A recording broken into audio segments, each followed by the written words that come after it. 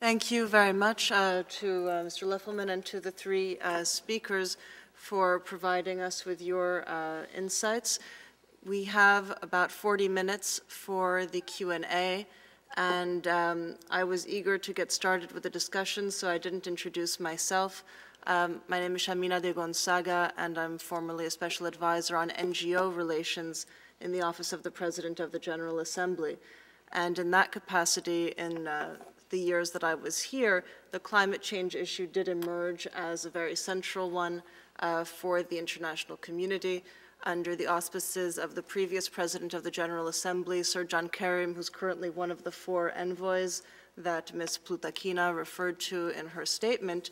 We held thematic debates on climate change where persons like Richard Branson, who coming from a private sector perspective was nonetheless very eager to mobilize the international community's efforts, suggested even having a war room inspired by Churchill's thought post-World War II. He wanted a war room to address climate issues, and I'm almost wondering if the advisory group that has emerged is somehow connected to that.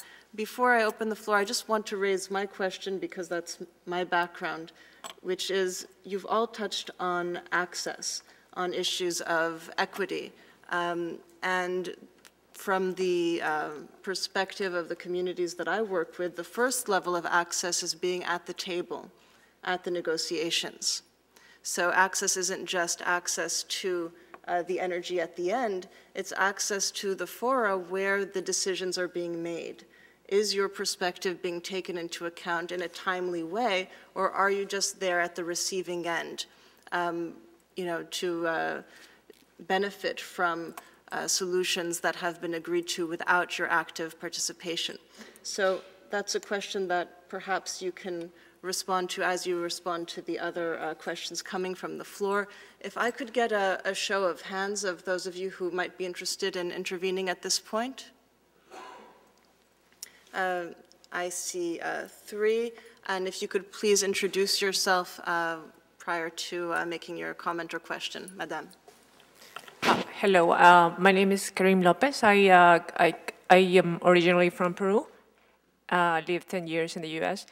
I have a question. I heard in the beginning about collaboration among countries, right? In terms of, development, especially in industrialized countries and developing countries. And I heard also about the Copenhagen event, Copenhagen 2009. I remember a long time ago the Kyoto Protocol, which was aimed at using carbon credits, help developing countries reduce their emissions of CO2 and allowing them to develop, because developing countries have the right to develop. I mean, we have the right to use our resources to develop. So I'm wondering what is going to be the difference right in between Copenhagen and the Kyoto Protocol, that, by the way, was never ratified by the United States. And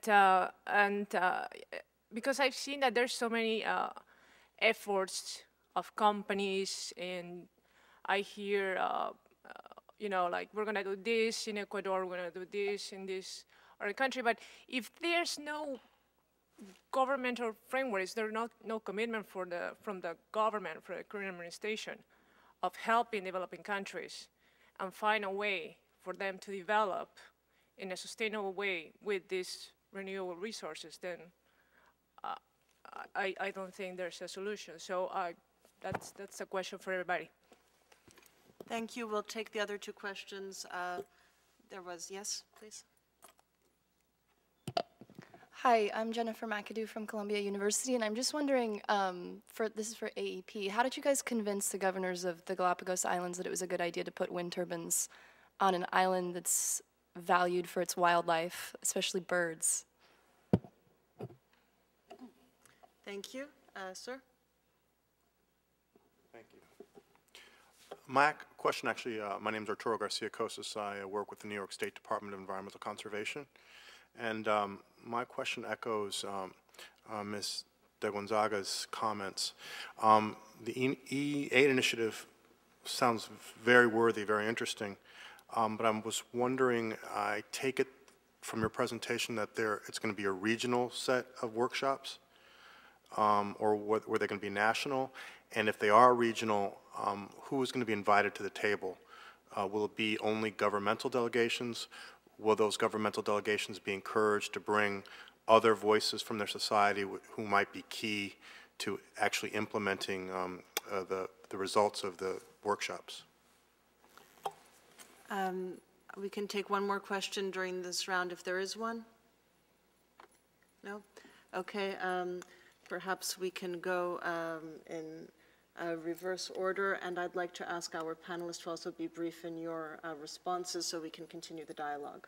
Mr. Worthington. I'm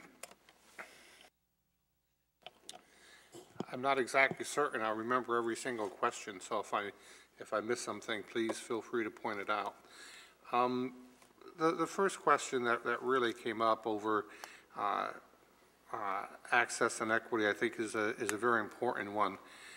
The development work that we've done at U.S. Energy Association for 20 years now has been aimed at a broad cross-section of stakeholders. We have done collaboration with electric utilities, for example, or natural gas utilities in 45-some countries.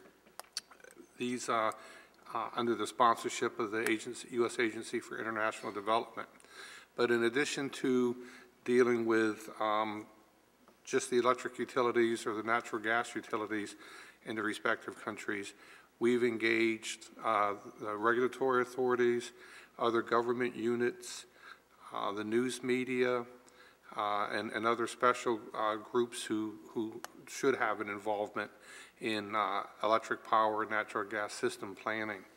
And in our country, we have many examples of very sophisticated power planning exercises that involve a whole wide variety of stakeholders. So I think I would reiterate that that's very important to have a variety of stakeholders present.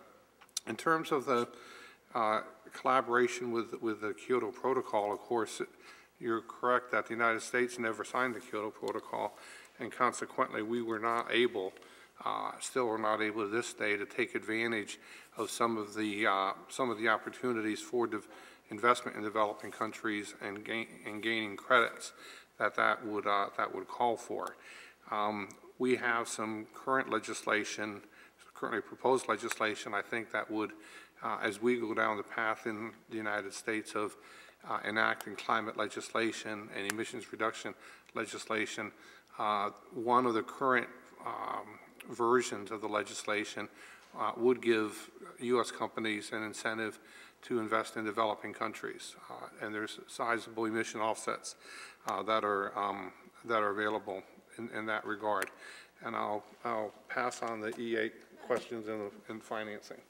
Thank you.